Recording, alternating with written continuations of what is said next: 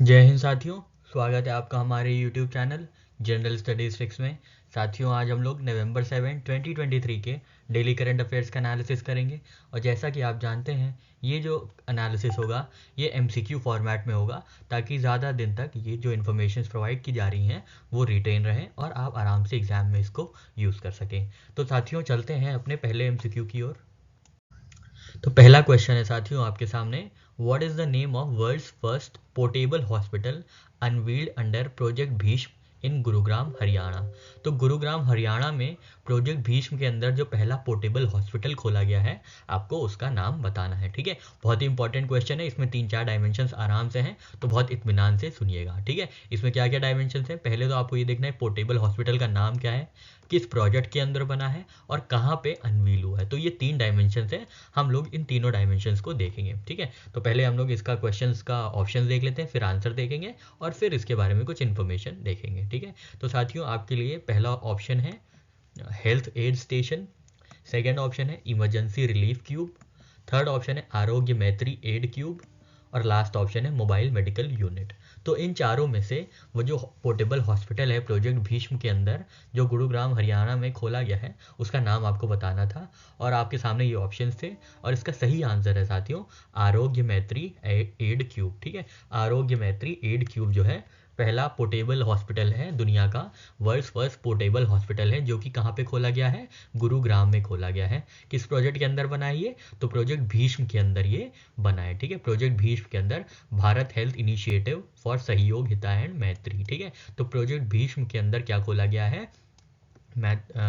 आरोग्य Maitri aid cube, जो कि पहला पोर्टेबल हॉस्पिटल होगा। ठीक है, पहला पोर्टेबल हॉस्पिटल कहाँ खोला गया है, तो याद रखना है आपको, ट्रिक से याद रखें कहाँ खोला गया है, तो ग्राम में खोला गया है। ग्राम मतलब गांव में खोला गया है। ग्राम या तो आप गुड़गांव याद रखिएगा या गुरुग्राम याद रखिएगा। ठीक है, तो आपको याद रखना है पहला पोर्टेबल जो हॉस्पिटल खोला गया है वो गाँव में खोला गया है। ठीक, गाँव में या ग्राम में खोला गया है, तो गाँव से याद रखेंगे गुड़गांव, जो गुरुग्राम से पहले नाम था, या ग्राम याद रखिएगा या गुरुग्राम। ठीक है साथियों, और इसका नाम क्या है, तो नाम है साथियों आरोग्य मैत्री एड क्यूब। ठीक है, आरोग्य मैत्री एड क्यूब। और ये किस प्रोजेक्ट के अंदर खोला गया है, तो ये प्रोजेक्ट भीष्म के अंदर खोला गया है। ठीक है, प्रोजेक्ट भीष्म के अंदर ये चीज़ हुई है, जो कि पोर्टेबल हॉस्पिटल एक डेवलप किया गया है। ठीक है, तो याद रखना है 3 चीज़ें, प्रोजेक्ट भीष्म, गुरुग्राम और आरोग्य मेडिकल एड क्यूब, आरोग्य मैत्री एड क्यूब। ठीक है, तो कहाँ पे खोला गया है आरोग्य मैत्री एड क्यूब पहला पोर्टेबल हॉस्पिटल, तो गांव में या ग्राम में,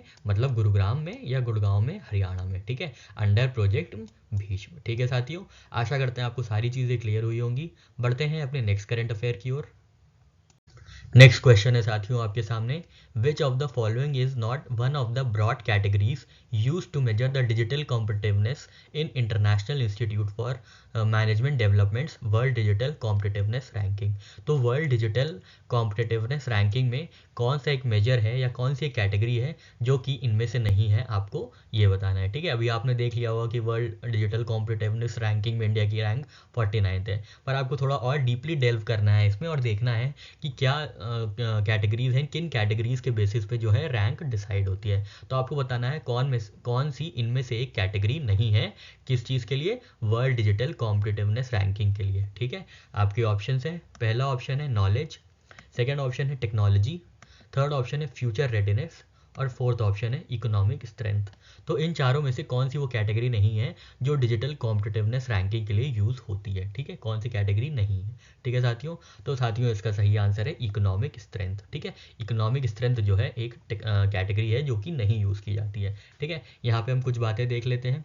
तो इंडिया की रैंक जो है 49th है, किसमें, वर्ल्ड डिजिटल कॉम्पिटिटिवनेस रैंकिंग में। ठीक है, वर्ल्ड डिजिटल कॉम्पिटिटिवनेस रैंकिंग में कितनी रैंक है इंडिया की, तो 49th रैंक है। ठीक है, 49th रैंक है। पिछले साल कितनी रैंकिंग थी, तो 44th रैंक थी। ठीक है, इस बार डिक्लाइन हुई है, 49th हो गई है। ठीक है, 49th हो गई है। अब इसमें कौन सी कैटेगरीज होती हैं, तो 3 कैटेगरीज होती हैं, 3 ब्रॉड कैटेगरीज होती हैं जिनके अंदर ये जो है डिजिटल कॉम्पिटिटिवनेस रैंकिंग को मेजर किया जाता है। कौन कौन सी, नॉलेज, टेक्नोलॉजी और फ्यूचर रेडीनेस। ठीक है, ये 3 चीज़ें होती हैं, नॉलेज, फ्यूचर टेक्नोलॉजी और फ्यूचर रेडीनेस, ठीक है। ऑब्वियसली नॉलेज होगी, आपको डिजिटल नॉलेज होनी चाहिए, फिर आपके पास टेक्नोलॉजी होनी चाहिए, है ना, और फिर आपके पास ये जो नॉलेज है और टेक्नोलॉजी है ये फ्यूचर रेडीनेस के लिए अवेलेबिलिटी होनी चाहिए, ठीक है। जो फ्यूचर रेडीनेस हो ऐसी आपको टेक्नोलॉजी चाहिए, ऐसी नॉलेज चाहिए, ठीक है। इसलिए इकोनॉमिक स्ट्रेंथ का इसमें कोई रोल नहीं है। तो याद रखिएगा KFT, ठीक है, KFT, ठीक है, KFT, ठीक है, KFT, K से नॉलेज, F से फ्यूचर रेडीनेस और T से टेक्नोलॉजी। तो KFT याद रखिएगा, ठीक है, KFC नहीं, KFT, ठीक है। तो डिजिटल कॉम्पिटिटिवनेस रैंकिंग में जो कैटेगरीज इंक्लूड होती हैं वो कौन कौन सी होती हैं, तो KFT होती हैं, ठीक है, KFT, नॉलेज, टेक्नोलॉजी और फ्यूचर रेडीनेस, ठीक है। यहाँ पे हम लोग ने रैंक देख लिया इंडिया की। इंडिया की रैंक इस बार कितनी है, 49th है। लास्ट टाइम कितनी थी, 44th थी, ठीक है। और इस रिपोर्ट को निकालता कौन है, तो इंस्टीट्यूट फॉर मैनेजमेंट डेवलपमेंट, ठीक है, international Institute for management development, ठीक है, international Institute for management development, ठीक है। डिजिटल कॉम्पिटिटिवनेस रैंकिंग, ठीक है, डिजिटल कॉम्पिटिटिवनेस रैंकिंग याद रखिएगा। डिजिटल कॉम्पिटिटिवनेस रैंकिंग किससे मेजर होती है, किन कैटेगरीज में मेजर होती है, तो KFT, ठीक है, KFT, नॉलेज, फ्यूचर रेडीनेस और टेक्नोलॉजी, ठीक है साथियों। आशा करते हैं ये चीज़ समझ में आई होगी। रैंक कितनी है इंडिया की, रैंक है 49th, लास्ट टाइम कितनी थी, 44th, ठीक है। कौन निकालता है इसको, international Institute for management development, ठीक है, international Institute for management development, ठीक है साथियों। पहली रैंक है ऑब्वियसली USA की होनी चाहिए, ठीक है, USA की पहली रैंक है, आप एक बार देख लीजिएगा। वैसे जनरली यही पूछा जाता है कि इंडिया की रैंक क्या है, या तो प्रीवियस रैंक पूछ लेते हैं या तो इस साल की रैंक पूछ लेते हैं, ठीक है साथियों। आशा करते हैं चीज़ें समझ में आई होंगी। बढ़ते हैं अपने नेक्स्ट करंट अफेयर की ओर। नेक्स्ट क्वेश्चन है साथियों आपके सामने, how much loan has Asian development bank approved for Uttarakhand climate resilient power system development project on December 4, 2023, ठीक है। तो एशियन डेवलपमेंट बैंक ने उत्तराखंड को कितना लोन प्रोवाइड किया है for climate resilient power system development, ठीक है। Climate resilient power system development के लिए उत्तराखंड को एशियन डेवलपमेंट बैंक ने कितना लोन प्रोवाइड किया है, आपको ये बताना है।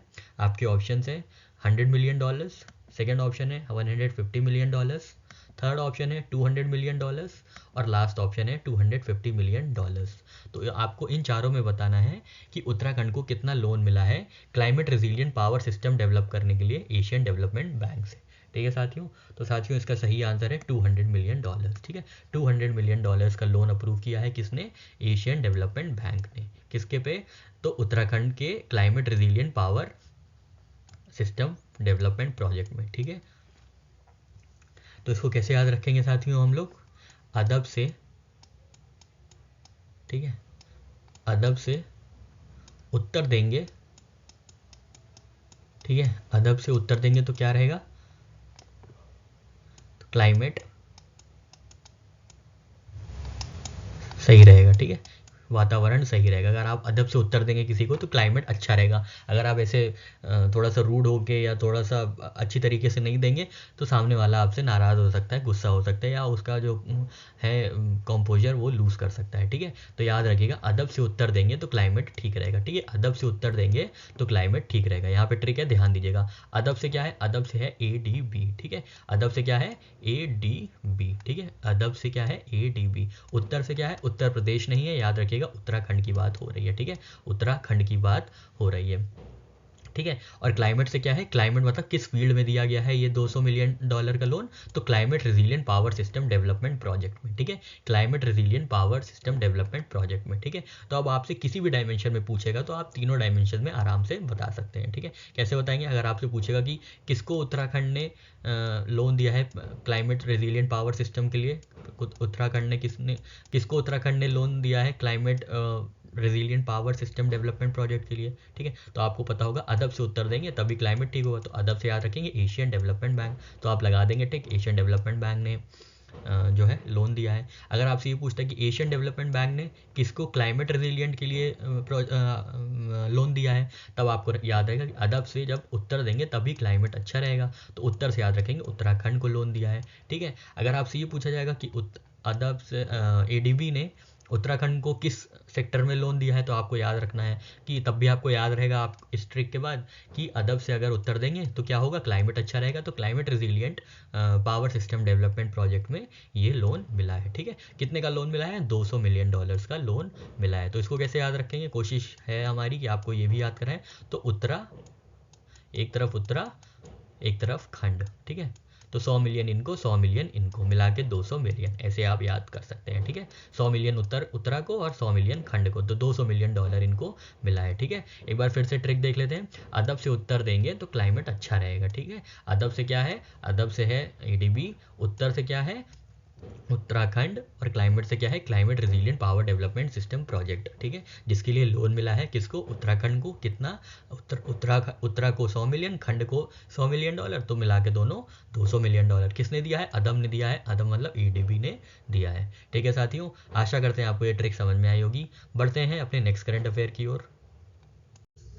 नेक्स्ट क्वेश्चन है साथियों आपके सामने, which of the following Indian public sector unit is not listed in The Stockholm International Peace Research Institute report titled World's Top 100 Arms Producing Companies 2022।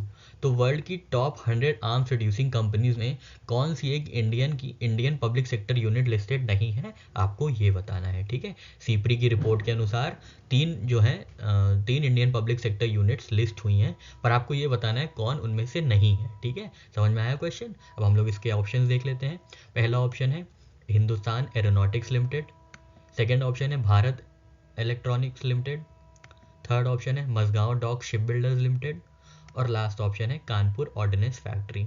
तो इन चारों में से कौन सी वो इंडियन पब्लिक सेक्टर यूनिट नहीं है जिसको सीप्री की world's top 100 arms producing companies में इंक्लूड किया गया है, किसको नहीं इंक्लूड किया गया है, आपको ये बताना है। तो साथियों इसका सही आंसर है कानपुर ऑर्डिनेंस फैक्ट्री को इंक्लूड नहीं किया गया है। ठीक है, कानपुर ऑर्डिनेंस फैक्ट्री को इंक्लूड नहीं किया गया है। तो सीप्री की एक रिपोर्ट आई थी world's top 100 arms producing companies. ठीक है, world's top 100 arms producing companies, उसमें जो है 3 पब्लिक सेक्टर यूनिट्स इंक्लूड की गई थी। कौन कौन सी, Hindustan Aeronautics Limited, Bharat Electronics Limited और Mazagon dock ship builders limited. ठीक है, ये टॉप 100 आर्म्स प्रोड्यूसिंग कंपनीज में ये इंडियन पब्लिक सेक्टर की यूनिट्स ही इंक्लूड की गई थी। ठीक है, ध्यान दीजिएगा। इसको कैसे याद रखेंगे साथियों, तो याद रखिएगा सीप्री की रिपोर्ट है। ठीक है, सीप्री की रिपोर्ट है। ठीक है, यहाँ पे देखिए SIP लिखा है, सिप सिप सिप सिप। ठीक है, सिप मतलब होता है चुस्की। ठीक है, किसकी चुस्की लेते हैं हम लोग, चाय की। ठीक है, चाय की चुस्की सबसे ज़्यादा मज़ा देती है। ठीक है, सुबह सुबह एकदम मस्त कर, अभी तो ठंडी का मौसम है और अच्छी लगती है।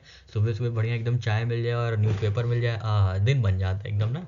तो सिप किसकी अच्छी लगती है आपको, चाय की। ठीक है, तो सारे हिंदुस्तान को, सारे भारत को चाय की सिप बहुत अच्छी लगती है, बहुत मज़ा देती है। ठीक है, तो याद रखेंगे सिप किसको मज़ा देती है, हिंदुस्तान को भी देती है, भारत को भी देती है, क्या देती है, मज़ा देती है। ठीक है, मज़ा देती है। ठीक है, मज़ा देती है। ठीक है, तो ये ऐसे याद रखेंगे आप लोग कि सिप जो है, चाय की सिप हिंदुस्तान को भी मज़ा देती है, भारत को भी मज़ा देती है, और मज़ा तो मज़ा ही है Mazagon dock ship builders limited. ठीक है, हिंदुस्तान से क्या रिप्रेजेंट करेगा, हिंदुस्तान एरोनॉटिक्स लिमिटेड, भारत से क्या होगा, भारत इलेक्ट्रॉनिक्स लिमिटेड, और मज़ा से क्या होगा, Mazagon dock ship builders limited. ठीक है, तो याद रखेंगे जो टी है या चाय है या कॉफ़ी है, आप जो भी पीते हैं, जिसकी भी सिप लेते हैं, चुस्की लेते हैं, वो मज़ा देती है। ठीक है, मज़ा देती है। ठीक है, मज़ा देती है सुबह सुबह ठंडी में। ठीक है, ठीक है, मज़ा देती है किसको, भारत को भी और हिंदुस्तान को भी। ठीक है, भारत को भी और हिंदुस्तान को भी। तो भारत से याद रखेंगे भारत इलेक्ट्रॉनिक्स लिमिटेड,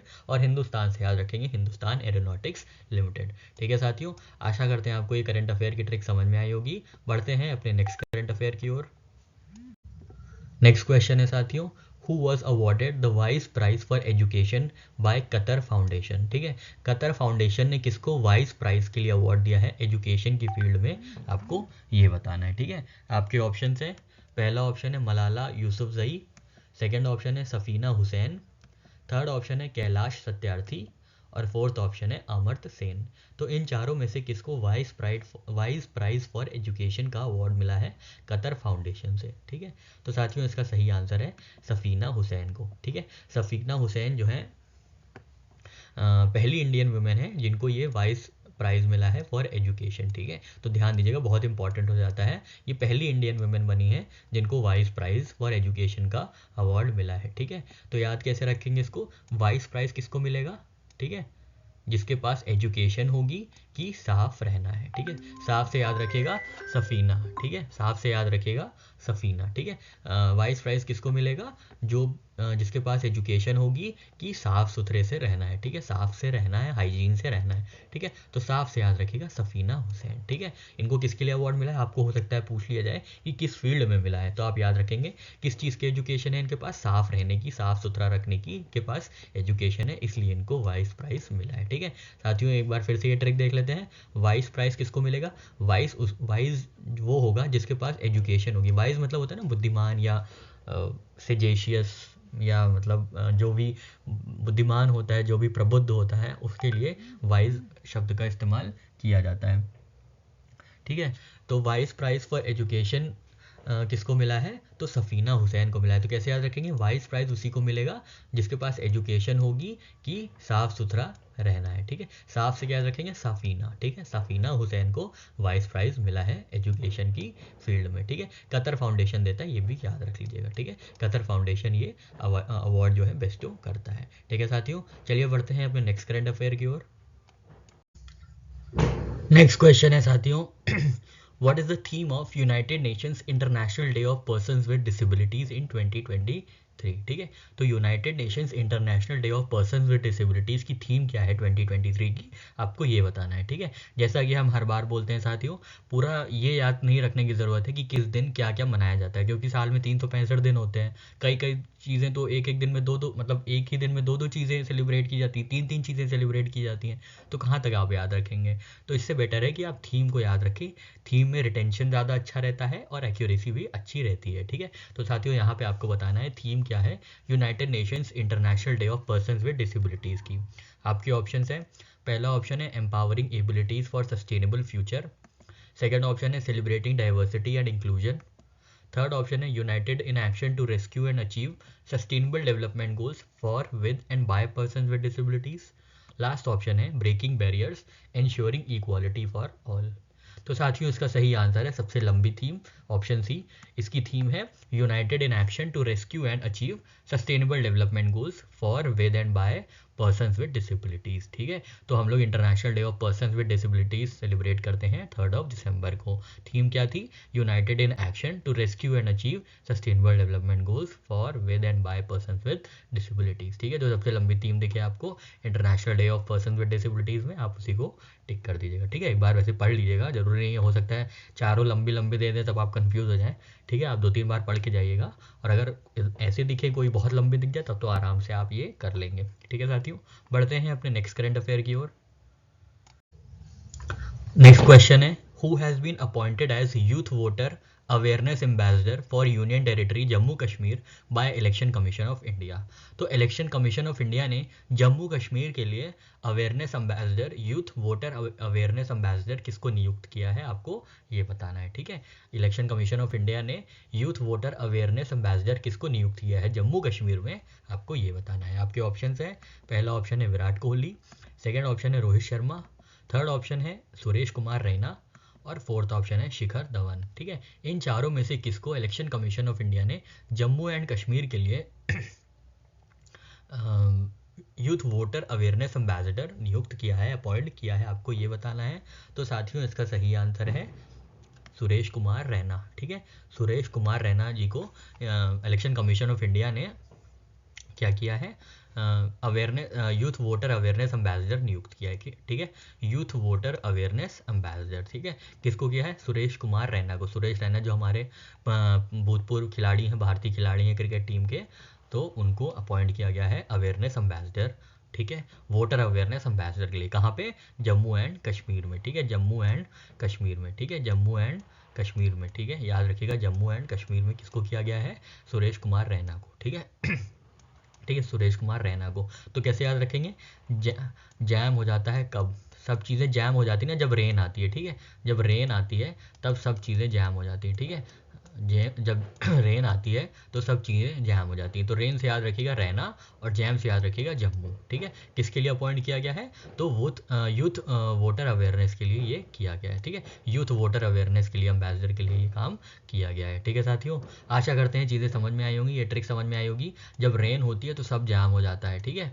जब रेन होती है तो सब जैम हो जाता है, तो रेन से याद रखिएगा रैना, RAIN, देखिए रेन है ना, तो रेन से रैना याद रखिएगा, और जैम से याद रखिएगा जम्मू, ठीक है। तो रैना को जम्मू में इलेक्शन कमीशन ऑफ इंडिया ने वोटर अवेयरनेस के लिए एम्बेसडर नियुक्त किया है, ठीक है साथियों। चलिए बढ़ते हैं अपने नेक्स्ट करंट अफेयर की ओर। नेक्स्ट क्वेश्चन है साथियों, which country was elected as vice chairperson of UNESCO executive board for term 23 to 25, ठीक है। तो यूनेस्को के एग्जीक्यूटिव बोर्ड में वाइस चेयरपर्सन किसको नियुक्त किया गया है, किसको इलेक्ट किया गया है 2023 और 2025 के टर्म के लिए, ठीक है। तो यूनेस्को एग्जीक्यूटिव बोर्ड में वाइस चेयरपर्सन किस कंट्री को नियुक्त किया गया, अपॉइंट किया गया है या इलेक्ट किया गया है, चुना गया है, टर्म कितने टर्म के लिए, 2023 से 2025 के लिए, ठीक है। तो आपके ऑप्शन है साथियों, पहला ऑप्शन है इंडिया, सेकंड ऑप्शन है पाकिस्तान, थर्ड ऑप्शन है चाइना, और फोर्थ ऑप्शन है श्रीलंका। इन चारों में से किसको यूनेस्को एग्जीक्यूटिव बोर्ड ने इलेक्ट किया है, आपको ये बताना है। तो साथियों इसका सही आंसर है पाकिस्तान, ठीक है। पाकिस्तान को इंडिया ने हराया है, ठीक है, सॉरी इंडिया को पाकिस्तान ने हराया है, ठीक है, यूनेस्को एग्जीक्यूटिव बोर्ड के चेयरपर्सन के लिए, ठीक है। तो Pakistan was elected as vice chairperson of United Nations Educational Scientific and Cultural Organization executive board for the term 23 to 25 from Asia Pacific group, ठीक है। तो एशिया पैसिफिक ग्रुप में जो है यूनेस्को के वाइस चेयरपर्सन एग्जीक्यूटिव बोर्ड में कौन शामिल किया गया है, तो पाकिस्तान किया गया है, ठीक है। पाकिस्तान को 38 वोट्स मिले थे और इंडिया को 18 वोट्स मिले थे, ठीक है। तो याद रखिएगा पाकिस्तान को यूनेस्को एग्जीक्यूटिव बोर्ड में चयन किया गया है या नियुक्त किया गया है, अपॉइंट किया गया है, इलेक्ट किया गया है, चुना गया है, किसको हरा के, इंडिया को हरा के, ठीक है। इंडिया को 18 वोट्स मिले थे और पाकिस्तान को 38 वोट्स मिले थे, ठीक है साथियों। चलिए बढ़ते हैं अपने नेक्स्ट करंट अफेयर की ओर। नेक्स्ट क्वेश्चन है साथियों आपके सामने, theme based, what is the theme for International Civil Aviation Day in 2023। तो थीम क्या है इंटरनेशनल सिविल एविएशन डे की 2023 में, आपको ये बताना है। आपके ऑप्शंस हैं, पहला ऑप्शन है celebrating aviation achievements, second option है innovations in air travel, third option है advancing innovation for global aviation development, और फोर्थ ऑप्शन है history and progress in civil aviation, ठीक है। तो ये चार ऑप्शन हैं आपके सामने, आपको बताना है कि इंटरनेशनल सिविल एविएशन की थीम क्या है 2023 की। तो साथियों इसका सही आंसर है option C, advancing innovation for global aviation development, ठीक है। तो इंटरनेशनल सिविल एविएशन डे हम लोग 7 दिसंबर को सेलिब्रेट करते हैं। इस बार की थीम क्या है, इंटरनेशनल सिविल एविएशन ऑर्गेनाइजेशन, ठीक है। इस बार की थीम है sorry advancing innovation for global aviation development, ठीक है, advancing innovation for global aviation development, ठीक है। एक दो बार देखिए आराम से याद हो जाएगा, नहीं याद होगा तो ये याद रखिएगा ग्लोबल एविएशन का डेवलपमेंट करना है, ठीक है, ग्लोबल एविएशन का क्या करना है, डेवलपमेंट करना है। तो इस बार की थीम यही है, ठीक है साथियों। चलिए बढ़ते हैं अपने नेक्स्ट करंट अफेयर की ओर। नेक्स्ट क्वेश्चन है साथियों आपके सामने, when was China's ambitious belt and road initiative officially launched, ठीक है। तो इसका कॉन्टेक्स्ट अभी हम देखेंगे बाद में, जब हम लोग ये क्वेश्चन के ऑप्शंस और आंसर देख लेंगे उसके बाद आपको बताएंगे कि बेल्ट एंड रोड इनिशिएटिव क्यों न्यूज़ में था, ठीक है। तो आपको अभी ये बताना है कि चाइना का जो ambitious belt and road initiative है वो कब लॉन्च किया गया था। आपके ऑप्शंस हैं पहला ऑप्शन है 2017, सेकेंड ऑप्शन है 2015, थर्ड ऑप्शन है 2013 और फोर्थ ऑप्शन है 2019। तो इन चारों में से कब बेल्ट एंड रोड इनिशिएटिव को लॉन्च किया गया था, आपको ये बताना है, ठीक है। तो साथियों इसका सही आंसर है 2013 में, ठीक है। अभी हाल ही में चाइना ने सेलिब्रेट किया था 10 साल बेल्ट एंड रोड इनिशिएटिव का, ठीक है। तो याद रखिएगा चाइना का जो ambitious belt and road initiative है वो 2013 में लॉन्च किया गया था, ठीक है। अब हम लोग देखते हैं इसका कॉन्टेक्स्ट क्या है। तो इसका कॉन्टेक्स्ट ये है कि इटली ने ऑफिशियली विड्रॉ कर लिया है बेल्ट एंड रोड इनिशिएटिव से, ठीक है। इटली ने क्या किया है, बेल्ट एंड रोड इनिशिएटिव से विड्रॉ किया है, ठीक है। तो याद रखिएगा किसने बेल्ट एंड रोड इनिशिएटिव से विड्रॉ किया है, तो इटली ने विड्रॉ किया है, ठीक है, इटली ने विड्रॉ किया है, ठीक है। तो और ये इटली ने ज्वाइन कब किया था, तो इटली ने 2019 में ज्वाइन किया था under the government of then prime minister Giuseppe Conte, ठीक है। जेसीपी कोंटे के जो कि प्राइम मिनिस्टर थे उस समय के 2019 में, उनके समय में इटली ने क्या किया था, बेल्ट एंड रोड इनिशिएटिव को ज्वाइन किया था, ठीक है। तो कैसे याद रखेंगे कि बेल्ट एंड रोड इनिशिएटिव को किसने छोड़ा है, तो बेल्ट याद रखिएगा रोड है ना, बेल्ट एंड रोड में रोड है, तो रोड में जिसको ईटा नहीं देंगे वही छोड़ देगा, ठीक है, वही जो है लीव कर देगा ये वाला प्रोजेक्ट। ईटा से याद रखेंगे इटाली, ठीक है, ईटा से क्या याद रखेंगे, इटाली, ठीक है, IT है, देखिए ईटा दिख रहा है ना, ईटा मतलब पत्थर ना, ईटा पत्थर नहीं होगा तो रोड कैसे बनेगी, ठीक है, तो रोड कैसे बनेगी, जब तक ईटा नहीं हुआ, तो ईटा चला गया है, ठीक है, ईटा से याद रखेगा इटली, ठीक है। तो बेल्ट एंड रोड इनिशिएटिव किसने छोड़ा है, ईटे ने छोड़ा है, ठीक है, ईटा से याद रखेंगे इटली, ठीक है। और कब ये लॉन्च हुआ था ये भी ध्यान दीजिएगा, तो 2013 में ये लॉन्च हुआ था, ठीक है। ये क्या करना था, इसका एम क्या था, तो it aimed at enhancing connectivity and cooperation among countries primarily in Asia, Europe and Africa, ठीक है। नाम से ही समझ में आ रहा है, बेल्ट एंड रोड इनिशिएटिव मतलब कनेक्टिविटी के बारे में बात कर रहा था ये, ठीक है। तो किसने छोड़ा है साथियों, रोड रोड किसने छोड़ी है, जिसके पास ईटा नहीं है, ठीक है, ईटा से क्या है, इटली, ठीक है, ईटा से इटली, ठीक है साथियों। आशा करते हैं आपको ये करंट अफेयर की ट्रिक समझ में आई होगी। बढ़ते हैं अपने नेक्स्ट करंट अफेयर की ओर। नेक्स्ट क्वेश्चन है साथियों आपके सामने, What is the name of Google's latest and most advanced AI model announced on December 6 to compete with OpenAI's GPT-4 and Meta's Llama 2?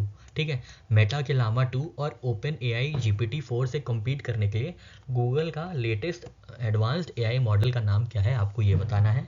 आपके ऑप्शन है, पहला ऑप्शन है अपोलो, सेकेंड ऑप्शन है जेमिनाई, थर्ड ऑप्शन है mercury और fourth option है Orion, ठीक है। इन चारों में से कौन सा जो है, कौन सा AI एडवांस मॉडल गूगल का है जो कि लेटेस्ट है और जिसको कि कंपटीशन में निकाला गया है OpenAI के GPT-4 से और मेटा के लामा 2 से, ठीक है साथियों। तो इसका सही आंसर है जेमिनाई, ठीक है।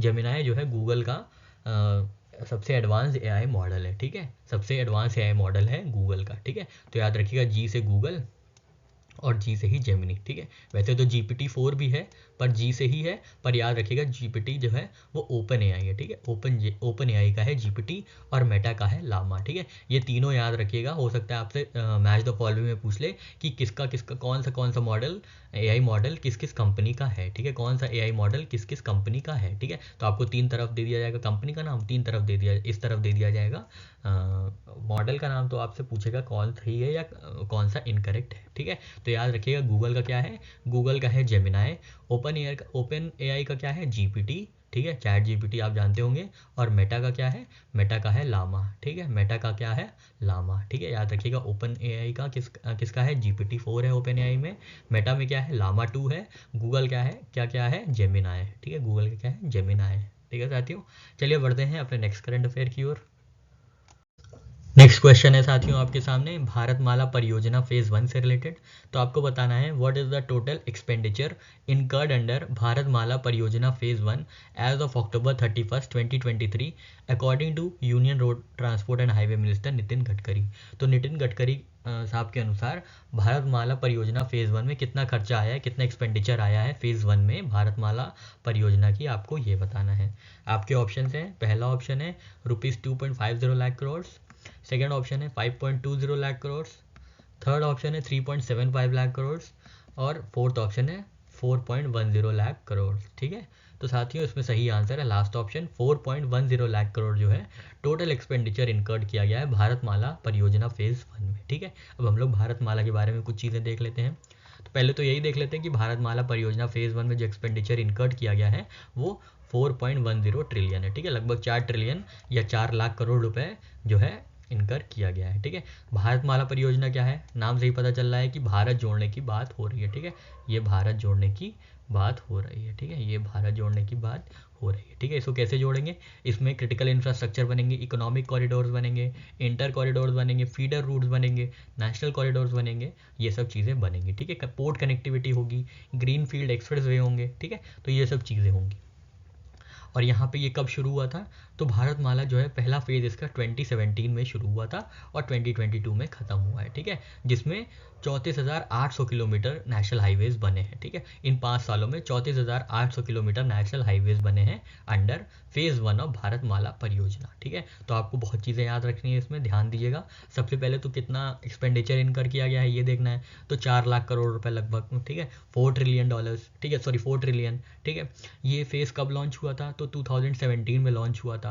कब तक का है ये, 2022 तक का है ये, ठीक है। इसके अंदर कितने किलोमीटर नेशनल हाईवेज बन चुके हैं, तो 34,800 किलोमीटर, 34,800 किलोमीटर नेशनल हाईवे जो है कंप्लीट हो चुके हैं अंडर फेज़ 1 ऑफ भारतमाला परियोजना, ठीक है साथियों। तो यहाँ पे फिर से बहुत ध्यान से चीज़ें देखिएगा। 4 लाख करोड़ रुपए जो है लागत आई है भारतमाला परियोजना फेज़ 1 के अंदर। कब शुरू हुआ था? 2017 में शुरू हुआ था। ठीक है, 2017 में शुरू हुआ था। 5 साल का पहला फेज़ था ये 2022 तक का। ठीक है, 2022 तक का। कितने किलोमीटर नेशनल हाईवेज बन चुके हैं? तो 34,800 किलोमीटर नेशनल हाईवेज बन चुके हैं। ठीक है, ठीक है साथियों, एक बार आप फिर से पढ़ लीजिएगा, बहुत इंपॉर्टेंट डायमेंशन है इसमें। अब हम लोग कुछ और चीज़ें देख लेते हैं भारतमाला परियोजना के ही बारे में।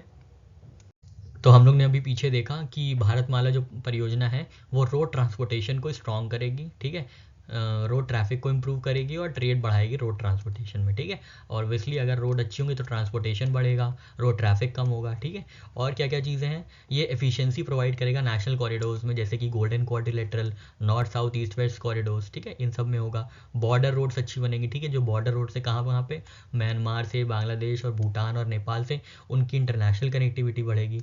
ठीक है, इकोनॉमिक कॉरिडोर्स आइडेंटिफाई किए गए हैं 26,200 किलोमीटर के, जो कि बनाए जाएंगे। ठीक है, इकोनॉमिक कॉरिडोर्स के ये जो डायमेंशन है ध्यान दीजिएगा, 26,200 किलोमीटर के इकोनॉमिक कॉरिडोर्स को आइडेंटिफाई किया गया है फॉर हैवी फ्रेट ट्रैफिक। ठीक है, हैवी फ्रेट ट्रैफिक के लिए इतना किलोमीटर का इकोनॉमिक कॉरिडोर आइडेंटिफाई किया गया है। फीडर कॉरिडोर्स बनेंगे। ठीक है, ठीक है, तो ये सब चीज़ें होंगी, feeder corridors, economic corridors, border roads. ठीक है, नेशनल कॉरिडोर जो कि गोल्डन क्वाड्रिलेटरल है। ठीक है, तो ये सब काम इनमें होगा भारतमाला परियोजना में। और हम लोग ने पीछे देखा कि कितनी लागत आई है, 4 लाख करोड़ लागत आई है, 4 ट्रिलियन।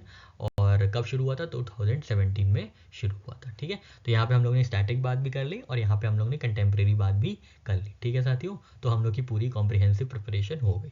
ठीक है साथियों, चलिए बढ़ते हैं अपने नेक्स्ट करंट अफेयर की ओर। नेक्स्ट क्वेश्चन है साथियों आपके सामने, डायरेक्ट सा क्वेश्चन है, who has been named Time magazine's person of the year for 2023।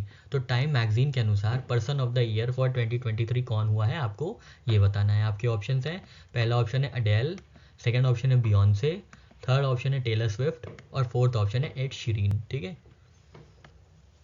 तो इन चारों में से चारों सिंगर्स हैं, आपने ये बताना है कि magazine person of the year, time magazine person of the year किसको मिला है, आपको ये बताना है। ठीक है, तो जो स्विफ्ट होगा उसी को ये अवार्ड मिलेगा। ठीक है, जो टाइम का स्विफ्ट होगा, याद रखिएगा, टाइम का जो स्विफ्ट होगा उसको ये person of the year award मिलेगा। ठीक है, टाइम का जो स्विफ्ट होगा। ठीक है, टाइम का जो स्विफ्ट होगा। ठीक है, तो याद रखिएगा टेलर स्विफ्ट को ये अवार्ड मिला है। ठीक है, Taylor Swift has been named Time person of the year for 2023।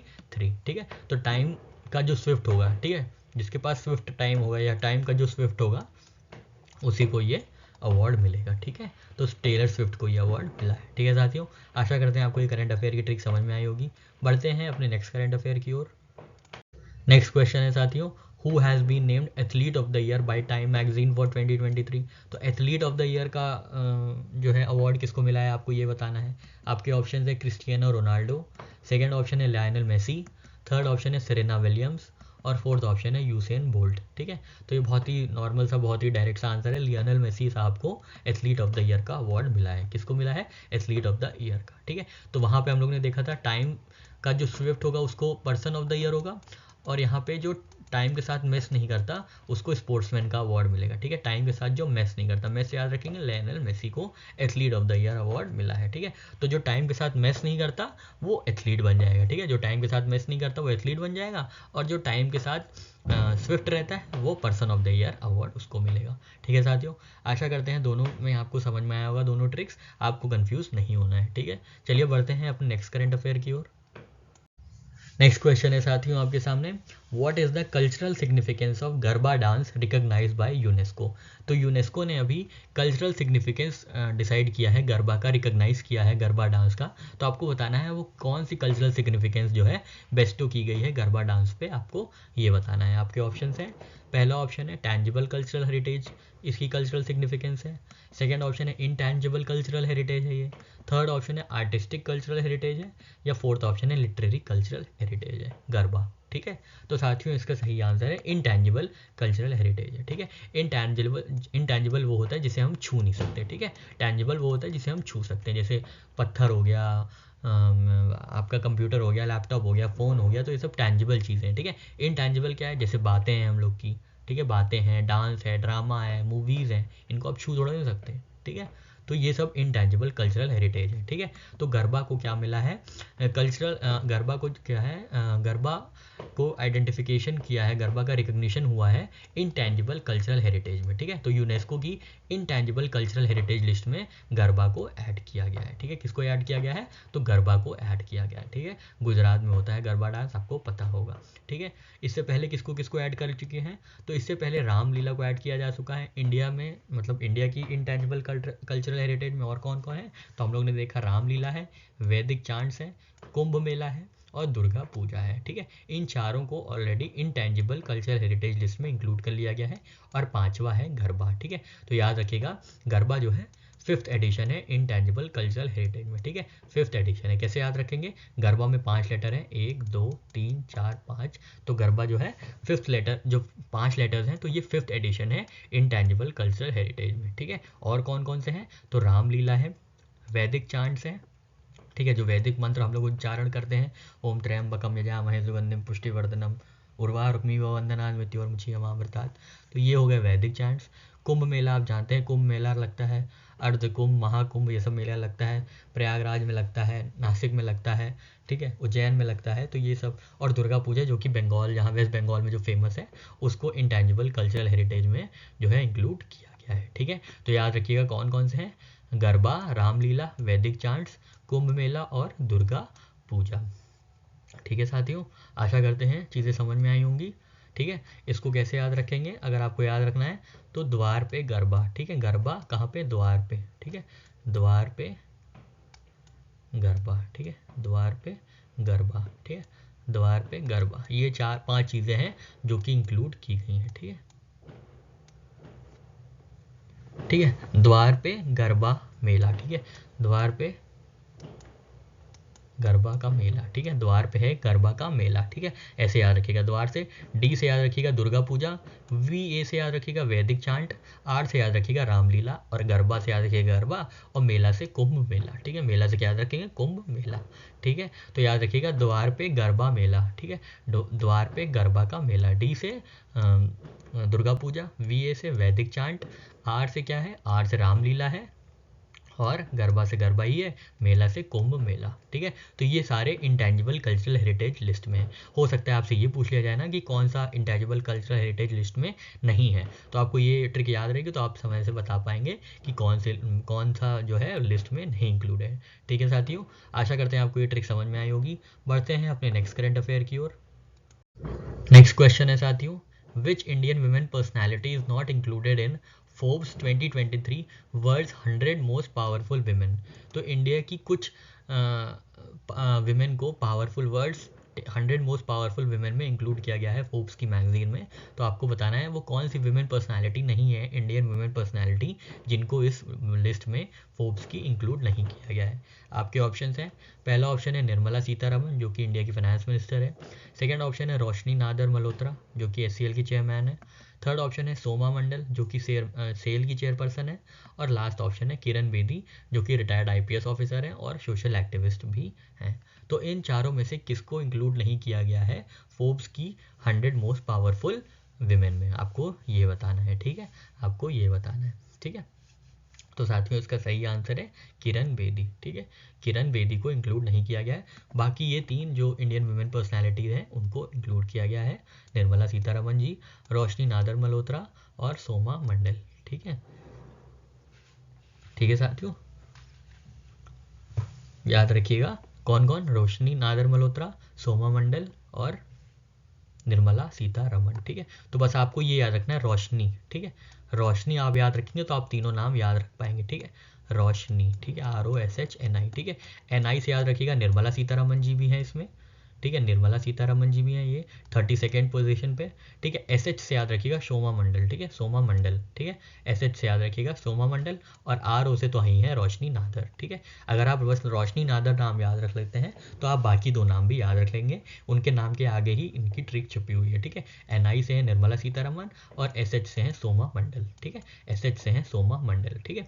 तो निर्मला सीतारमन जी को 32nd पोजीशन मिली है, SCL की रोशनी नादर मल्होत्रा को 68th और सेल की जो चेयरपर्सन है सोमा मंडल, उनको 70th। ठीक है, अब ग्लोबल पोजीशन देख लेते हैं। तो ग्लोबल पोजीशन में ग्लोबल पॉलिटिशियन है उर्सुला वॉन डियर, जो कि प्रेसिडेंट है यूरोपियन कमीशन की, उनको नंबर 1 स्पॉट मिला है। ठीक है, तो ये भी ध्यान दीजिएगा, उर्सुला वॉन डियर लेन जो है प्रेसिडेंट है यूरोपियन कमीशन की, उनको नंबर 1 स्पॉट मिला है फोर्ब्स की 100 मोस्ट पावरफुल वीमेन में। ठीक है, तो 100 मोस्ट पावरफुल वीमेन में इंडिया की कौन है? तो इंडिया की रोशनी है। ठीक है, इंडिया की रोशनी है। ठीक है, रोशनी दे रही है विमेन। ठीक है, रोशनी दे रही है विमेन। तो आर ए से क्या है? आर ओ से क्या है? आर ओ से तो रोशनी नादर मल्होत्रा है ही है। एस एच से क्या है? एस एच से है सोमा मंडल। और एन आई से क्या है साथियों? एन आई से है निर्मला सीतारमण। देखिए शुरुआत में ही एन आई है ना, तो एन आई से निर्मला सीतारमण। ठीक है साथियों, आशा करते हैं चीज़ें क्लियर हुई होंगी। बढ़ते हैं अपने नेक्स्ट करंट अफेयर की ओर। नेक्स्ट क्वेश्चन है साथियों आपके सामने, who has been selected as new chair of British Broadcasting Corporation by UK government. तो यूके गवर्नमेंट ने ब्रिटिश ब्रॉडकास्टिंग कॉरपोरेशन बीबीसी में किसको नया चेयर अपॉइंट किया है या सिलेक्ट किया है, आपको ये बताना है। ठीक है, कौन चेयरपर्सन होगा ब्रिटिश ब्रॉडकास्टिंग कॉरपोरेशन बीबीसी का यूके गवर्नमेंट के अनुसार। ठीक है, आपके ऑप्शन हैं रमेश पटेल, सेकेंड ऑप्शन है समीर शाह, थर्ड ऑप्शन है नताशा विलियम्स, और फोर्थ ऑप्शन है एड्रियान टर्नर। तो इन चारों में कौन बना है ब्रिटिश ब्रॉडकास्टिंग कॉरपोरेशन का नया चेयरपर्सन? ठीक है, तो साथियों इसका सही आंसर है समीर शाह। ठीक है, समीर शाह जो कि इंडियन ओरिजिन के हैं, उनको क्या किया गया है? बीबीसी में चेयरपर्सन के पद पे अपॉइंट किया गया है। ठीक है, याद रखिएगा किसको? समीर शाह साहब को। ठीक है, समीर शाह साहब को। ठीक है, समीर, ठीक है, समीर शाह। ठीक है, समीर शाह। ठीक है, तो याद रखिएगा बीबीसी है ना 3 लेटर में, जो जिनको अपॉइंट किया गया है वो भी 3 लेटर के होंगे, सैम। ठीक है, सैम से याद रखिएगा समीर। ठीक है, सैम से याद रखिएगा समीर। ठीक है, तो बीबीसी में कौन है? बीबीसी में सैम है। ठीक है, बीबीसी में सैम है, सैम से समीर शाह। ठीक है, बीबीसी में कौन है? बीबीसी में कौन है? सैम, तो समीर शाह। ठीक है साथियों, आशा करते हैं आपको ये ट्रिक समझ में आई होगी। बढ़ते हैं अपने नेक्स्ट करंट अफेयर की ओर। नेक्स्ट क्वेश्चन है साथियों, what political party does Lal Doma lead. ठीक है, आपको अगर पता होगा तो ये आपको बिल्कुल ही पता होगा कि क्वेश्चन किस बारे में पूछा जा रहा है। ठीक है, what political party does Lal Doma lead. ठीक है, लाल डोमा अगर आपको नहीं पता तो हम आपको थोड़ा सा कॉन्टेक्स्ट दे देते हैं। तो ये मिजोरम के नए चीफ मिनिस्टर होने वाले हैं, जहाँ पे अभी इलेक्शंस हुए थे। तो बताइए किस पार्टी से ये जीते हैं, आपको ये बताना है। ठीक है, तो आपके ऑप्शन है Mizoram national party, second option है Bharatiya Janata party, third option है इंडियन नेशनल कांग्रेस, और फोर्थ ऑप्शन है जोरम पीपल मूवमेंट। ठीक है, तो लाल डोमा जो है किस पार्टी से हैं और अपनी सरकार बनाएंगे मिजोरम में? तो साथियों इसका सही आंसर है जोरम पीपल मूवमेंट। ठीक है, जोरम पीपल मूवमेंट के ये जो है लीडर थे, और ये इलेक्शन जीत के जो है सरकार बनाएंगे और चीफ मिनिस्टर बनेंगे मिजोरम के। ठीक है, तो याद रखिएगा कि लाल डोमा जो हैं वो मिजोरम के नए चीफ मिनिस्टर बने हैं। ठीक है, कौन बने हैं साथियों? तो लाल डोमा बने हैं चीफ मिनिस्टर किसके? मिजोरम के। ठीक है, लाल डोमा याद रखिएगा, लाल डोमा जो है मिजोरम के चीफ मिनिस्टर बने हैं। ठीक है, कौन बने हैं मिजोरम के चीफ मिनिस्टर? तो लाल डोमा। ठीक है, किस पॉलिटिकल पार्टी से आते हैं? तो ये आते हैं जोरम पीपल मूवमेंट से। ठीक है, जोरम पीपल मूवमेंट से। ठीक है, ध्यान दीजिएगा लाल डोमा जो है जोरम पीपल मूवमेंट से आते हैं, जो कि अब सरकार बनाएंगे और चीफ मिनिस्टर बनेंगे।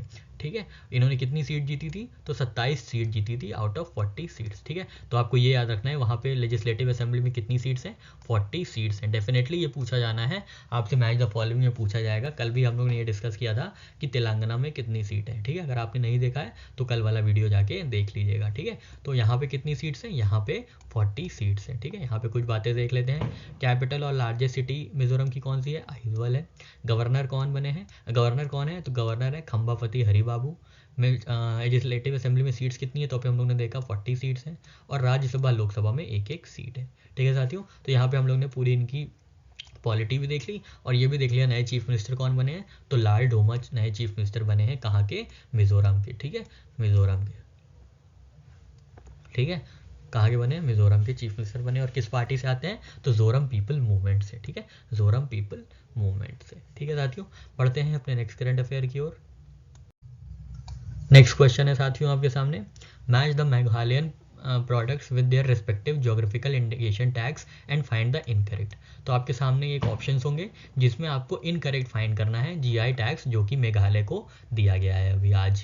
ठीक है, आपके ऑप्शंस हैं, पहला ऑप्शन है लाकाडोंग, टर्मरिक, मतलब लाकाडोंग टर्मरिक है। सेकंड ऑप्शन है गारो डकमंडा मार्शल स्टिक है।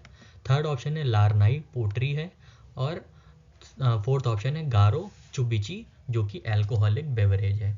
तो इन सबको ना जीआई टैग्स मिला है, पर आपको बताना है कौन सा जीआई टैग गलत मैच्ड है, मतलब कि कौन सा नहीं है, मतलब शायद लाकाडोंग टर्मरिक है या नहीं है, या गारो डाकमंडा मार्शल स्टिक है या नहीं, लारनाई पॉटरी है कि नहीं, गारो चुबिची एल्कोहलिक बेवरेज है कि नहीं। ठीक है, तो साथियों इसका सही आंसर है ऑप्शन बी गारो डकमंडा। ठीक है, ये गारो डकमंडा जो है इनकी ये है ट्रेडिशनल ड्रेस। ठीक है, क्या है गारो डकमंडा, तो ये ट्रेडिशनल ड्रेस है। ठीक है, और बाकी सब सही है। तो ठीक है, लाकाडोंग क्या है, टर्मरिक है। ठीक है, ठीक है, कैसे याद रखेंगे, मेघालय की कैपिटल क्या होती है, शिलोंग। ठीक है, मेघालय की कैपिटल क्या है, मेघालय की कैपिटल है शिलोंग। ठीक है, मेघालय कैपिटल क्या है, शिलोंग है। ठीक है, तो लॉन्ग से याद रखेंगे लाकाडोंग। ठीक है, लाकाडोंग, और लॉन्ग क्या है, डोंग क्या है, टर्मरिक है। ठीक है, हल्दी है। ठीक है, गारो डकमंडा क्या है, डाकमंडा क्या है, तो ये ट्रेडिशनल ड्रेस है। ठीक है, डाकमंडा क्या है, डी से डाकमंडा और डी से ही ड्रेस। ठीक है, डी से डाकमंडा और डी से ही ड्रेस, ऐसे याद रखिएगा।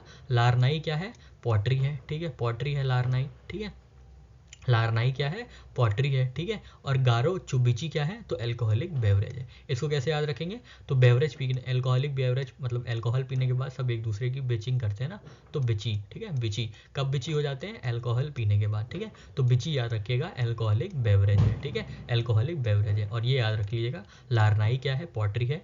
डाकमंडा क्या है, डी से डाकमंडा और डी से ही ड्रेस। और लौंग क्या है, डोंग है, वो डोंग क्या है, टर्मरिक है। ठीक है साथियों, आशा करते हैं आपको ये करंट अफेयर की ट्रिक समझ में आई होगी पूरी तरीके से। अब बढ़ते हैं हम लोग नेक्स्ट करंट अफेयर की ओर। नेक्स्ट क्वेश्चन है साथियों आपके सामने, which prestigious award did Singapore bestow upon Meera Chand. ठीक है, तो कौन सा प्रेस्टिजियस अवार्ड है जो सिंगापुर ने मीरा चांद को दिया है या मीरा चांद पे बेस्टो किया है। आपके ऑप्शंस हैं, पहला option national service medal, second option है meritorious service medal, third option है कल्चरल मेडेलियन, और फोर्थ ऑप्शन है एक्सीलेंस इन लिटरेचर अवार्ड। ठीक है, तो आपको बताना है मीरा चांद को सिंगापुर का कौन सा अवार्ड मिला है। ठीक है, तो साथियों आपका सही आंसर है कल्चरल मेडेलियन। ठीक है, कल्चरल मेडेलियन मिला है सिंगापुर में किसको, मीरा चांद को, जो कि इंडियन ओरिजिन राइटर है। ठीक है, इंडियन ओरिजिन राइटर है। ठीक है, मीरा चांद को सिंगापुर का कल्चरल मेडेलियन अवार्ड मिला है। ठीक है, ध्यान दीजिएगा किसको मिला है, तो मीरा चांद को मिला है। ठीक है, तो याद रखिएगा पहले सी से कल्चरल मेडेलियन और सी से ही चांद। ठीक है, तो ऐसे आप एक ये याद रख लेंगे। ठीक है, ये याद रख लेंगे। ठीक है, और क्या याद रखेंगे, मीरा से याद रखेंगे, मीराबाई गाना गाती थी ना, कृष्ण की भक्ति में सिंग करती थी, गाना सिंग करती थी, तो सिंगापुर का ये अवार्ड है। ठीक है, तो याद रखेंगे, कैसे याद रखेंगे, मीराबाई क्या करती थी, याद रखिएगा यहाँ पे मीराबाई चांद। ठीक है, मीराबाई चांद, तो सिंग कौन करता था, याद रखिएगा ट्रिक बता रहे हैं आपको, सिंग कौन करता था, तो मीराबाई सिंग करती थी कृष्णा की भक्ति में, तो मीरा चांद को ये अवार्ड मिला है। ठीक है, मीरा चांद को अवार्ड मिला है। ठीक है, और कौन सा अवार्ड मिला है, तो सी से चांद है और सी से ही कल्चरल मेडेलियन है, तो कल्चरल मेडेलियन का अवार्ड मिला है। ठीक है, और ये राइटर है। ठीक है, राइटर है। ठीक है, लेकिन एक्सीलेंस इन लिटरेचर अवार्ड नहीं मिला है इनको, कल्चरल मेडेलियन का अवार्ड मिला है। ठीक है साथियों, एक बार फिर से ये ट्रिक देख लेते हैं। तो सिंग कौन करता है, सिंग करती हैं मीराबाई कृष्णा की भक्ति में, तो मीरा चांद को अवार्ड मिला है। कौन सा अवार्ड मिला है, सी से चांद और सी से ही कल्चरल मेडेलियन, तो कल्चरल मेडेलियन का अवार्ड मिला है। ठीक है, इन्होंने ये अवार्ड शेयर किए इन दोनों लोग के साथ, आप देख सकते हैं। अब हम लोग बढ़ते हैं अपने नेक्स्ट करंट अफेयर की ओर।